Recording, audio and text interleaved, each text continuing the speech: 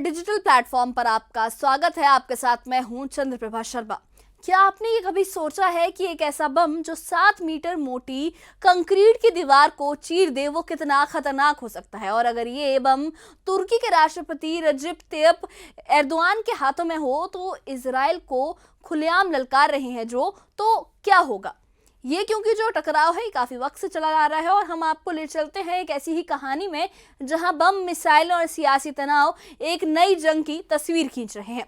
तुर्की का गजब बम, हयालत बम और हाइपरसोनिक मिसाइल तैफून, क्या ये हथियार मिडिल ईस्ट में नया तूफान लाने वाले हैं? ये सवाल बहुत बड़ा है। मिडिल ईस्ट में तनाव कोई नई बात नहीं है, लेकिन जब बात तुर्की और इजराइल की आती है तो मामला और भी ज्यादा गंभीर और भी ज्यादा सीरियस हो जाता है। तुर्की के राष्ट्रपति एर्दोआन इन दिनों कुछ ऐसा कह रहे हैं, कुछ ऐसा कर रहे हैं जिससे इजराइल के प्रधानमंत्री बेंजामिन नेतन्याहू की नींद उड़ गई है। तुर्की ने हाल ही में 2 ऐसे बम बनाए हैं जिन्हें दुनिया में सबसे खतरनाक माना जाता है, सबसे खतरनाक हथियारों में गिना जाता है। इनका नाम है हयालत और गजब। हयालत का मतलब है तुर्की की भाषा में भूत और गजब का मतलब है गुस्सा।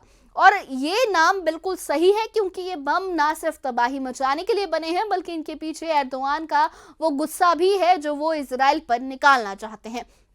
लेकिन ये कहानी सिर्फ बमों की नहीं है, ये कहानी है तुर्की की बढ़ती ताकत, सीरिया में बदलते समीकरण और इजराइल के सामने खड़े नए खतरे की। तो चलिए एक एक करके सारी बातें समझते हैं। सबसे पहले बात करते हैं तुर्की के इन 2 सुपर बमों की, गजब और हयालत। ये दोनों बंकर बस्टर बम हैं, यानी ऐसे बम जो बंकरों को, मोटी मोटी दीवारों को और जमीन के नीचे छिपे ठिकानों को तबाह करने के लिए बनाए गए हैं।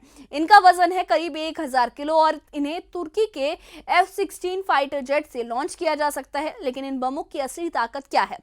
इन्हें टेस्ट करने के लिए तुर्की ने एक 7 मीटर मोटी कंक्रीट की दीवार बनाई और जब गजब बम ने उस दीवार पर हमला किया तो वो दीवार को चीरता हुआ दूसरी तरफ निकल गया।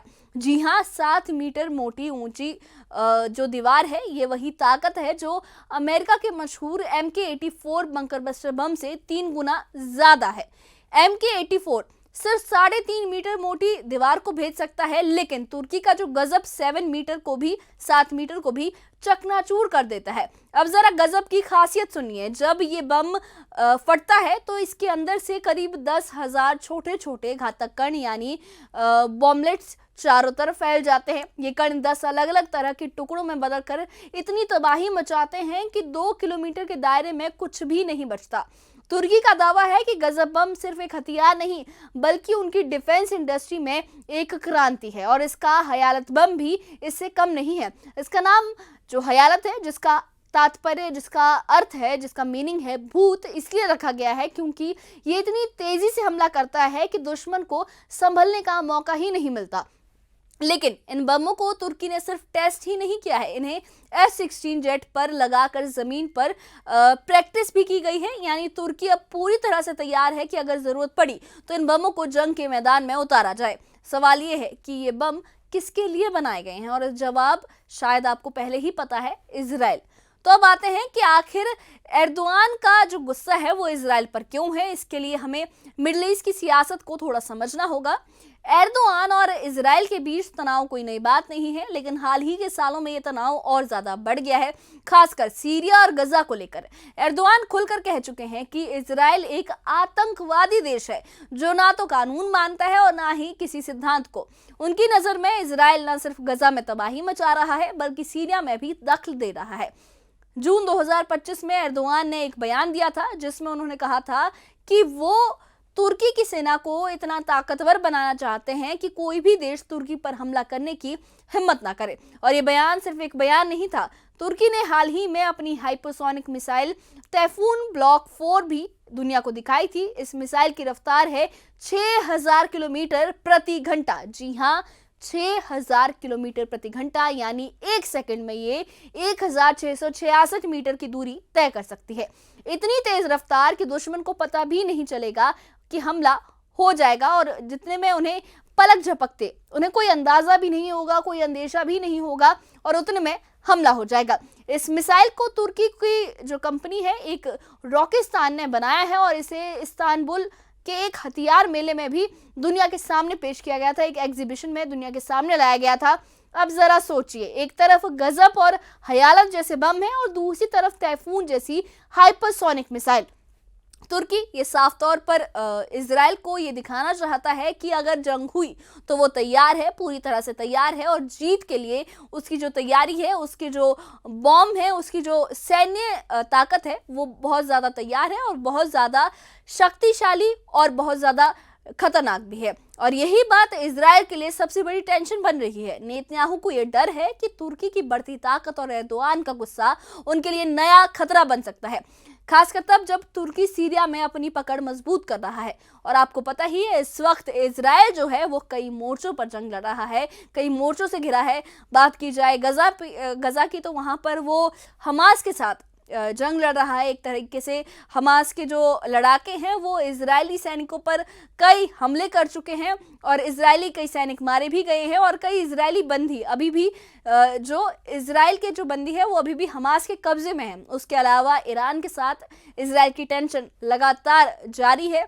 और उसके बाद जो अभी ये तुर्की का मसला है और साथ ही ये सीरिया पर भी, जो ये सीरिया के साथ भी और यमन के साथ भी बहुत सारे मोर्चों पर इजराइल जंग लड़ रहा है, या फिर उसकी कोई ना कोई टेंशन या वो बॉइलिंग पॉइंट पे हर एक कंट्री के साथ हर एक मोर्चे पर है। तो ऐसे में अब अगर तुर्की भी इस लिस्ट में शामिल हो जाता है तो इजराइल की और उसके प्रधानमंत्री नेतन्याहू की मुश्किलें और ज़्यादा बढ़ जाएगी। अब बात करते हैं सीरिया की, क्योंकि यहीं से ये सारी कहानी और ज़्यादा पेचीदा हो जाती है। सीरिया में आज अल जुलानी की सरकार है जिसे तुर्की का पूरा समर्थन हासिल है। लेकिन जुलानी कौन है? तो आपको बता दें, ये वो शख्स है जिसने अपने करियर की शुरुआत आईएसआईएस जैसे आतंकी संगठन से की थी।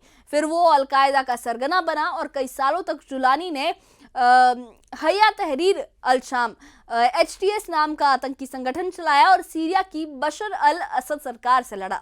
2024 के अंत में तुर्की, इजराइल और अमेरिका की मदद से जुलानी ने असद सरकार को उखाड़ फेंका। लेकिन मजेदार बात ये थी कि 2017 में अमेरिका ने जुलानी को आतंकवादी घोषित कर दिया था। उसके सिर पर $10 मिलियन यानी करीब 85 करोड़ रुपए का इनाम रखा गया था। अमेरिका ने ट्वीट कर पोस्टर जारी किया था जिसमें लिखा गया था कि जुलानी अल कायदा का बड़ा आतंकवादी है। लेकिन आज वही जुलानी सीरिया पर राज कर रहा है। और तो और अमेरिका के राष्ट्रपति डोनाल्ड ट्रंप ने भी जुलानी की तारीफ भी की है। सीरिया पर लगे तमाम प्रतिबंध भी हटा दिए गए हैं, लेकिन इजराइल को जुलानी की सरकार से परेशानी है। हाल ही में सीरिया की राजधानी दमिश्क में इजराइल ने बमबारी की थी जिसमें जुलानी के कई खास लोग मारे गए। इजराइल का कहना है कि वो सीरिया में कोई ऐसी साजिश नहीं होने देगा जिसका टारगेट इजराइल हो, लेकिन एर्दोआन को ये बमबारी बिल्कुल भी रास नहीं आई। उन्होंने कहा कि सीरिया को कमजोर करने वालों को बख्शा नहीं जाएगा। तुर्की के विदेश मंत्री हकन फिदान ने तो ये भी कह दिया है कि तुर्की हमला करने में देरी नहीं करेगा। यानी तुर्की अब इजराइल को सीधे टारगेट पर ले चुका है। अब इजराइल के सामने सिर्फ तुर्की नहीं बल्कि दो बड़े खतरे भी मंडरा रहे हैं, ईरान और यमन। ईरान के सर्वोच्च नेता अली खामनेई ने हाल ही में ये कहा है कि उनकी ताकत पूरी दुनिया ने देखी है। ईरान और इजराइल के बीच पहले भी जंग हो चुकी है। हाल ही में मई में 12 दिन की जंग हुई थी और अब गजा का मसला भी इसे और भड़का सकता है। गजा में हालात इतने खराब हैं कि ईरान और यमन दोनों का गुस्सा चरम पर है। यमन में लोग सड़कों पर उतरकर इजराइल के खिलाफ युद्ध की मांग कर रहे हैं और ईरान ने ये साफ कह दिया है कि अगर इजराइल ने छेड़ा तो वो उसे मिटा कर रख देगा। इजराइल इस वक्त कई मोर्चों पर जंग लड़ रहा है, जैसा मैंने आपको पहले भी बताया कि वो कई मोर्चों से घिरा है। गजा में ग्राउंड ऑपरेशन, दक्षिण लेबनान में एयर स्ट्राइक और यमन से मिसाइल हमले। ऐसे में तुर्की का नया गजब बम और टाइफून मिसाइल इजराइल के लिए और भी बड़ा खतरा बन सकते हैं। नेतन्याहू को यह डर है कि अगर तुर्की और ईरान ने हाथ मिला लिया तो इजराइल के लिए मुश्किलें और भी ज्यादा बढ़ जाएंगी। इस बीच अमेरिका इस पूरे मामले में बीच बचाव करने की कोशिश कर रहा है। ट्रंप ने जुलानी को समर्थन देने शुरू कर दिया है और सीरिया पर लगे प्रतिबंध भी हटाए हैं, लेकिन तुर्की और इजराइल के बीच बढ़ते तनाव को रोकना आसान नहीं है। तुर्की अब सीरिया के साथ एक बड़ा रक्षा समझौता करना चाहता है और सीरिया के अल हमा शहर में एक मिलिट्री बेस बनाने की भी बात चल रही है। लेकिन नेतन्याहू ने यह साफ कर दिया है कि वो सीरिया में इजराइल के खिलाफ किसी भी साजिश को कामयाब नहीं होने देंगे। तो ये थी तुर्की और इजराइल के बीच बढ़ते तनाव की कहानी। तुर्की के गजब और हयालत बम, तैफून मिसाइल और एर्दोआन का गुस्सा, ये सब मिलकर मिडल ईस्ट में एक नए तूफान की आहट दे रहे हैं। और दूसरी तरफ इजराइल भी चुप नहीं बैठा है। नेतन्याहू ने ये साफ कह दिया है कि वो अपनी ताकत से हर खतरे का जवाब देंगे। लेकिन सवाल यह है कि क्या तुर्की और इजराइल के बीच जंग होगी? क्या ईरान और यमन भी इस जंग में कूद पड़ेंगे? और क्या अमेरिका इस तनाव को रोक पाएगा?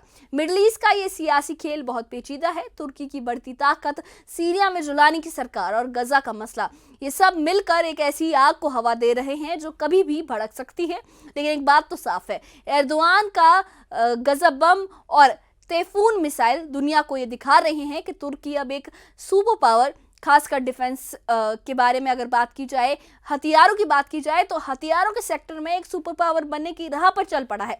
तो आपको क्या लगता है, क्या तुर्की और इजराइल के बीच जंग होगी या फिर ट्रंप इस तनाव को रोक पाएंगे? अपनी राय हमें कमेंट बॉक्स में जरूर बताइए। और इससे जुड़े अपडेट्स के लिए और ऐसी ही खबरों के लिए हमारे चैनल के साथ बने रहिए। हमारे चैनल को सब्सक्राइब करिए। शुक्रिया।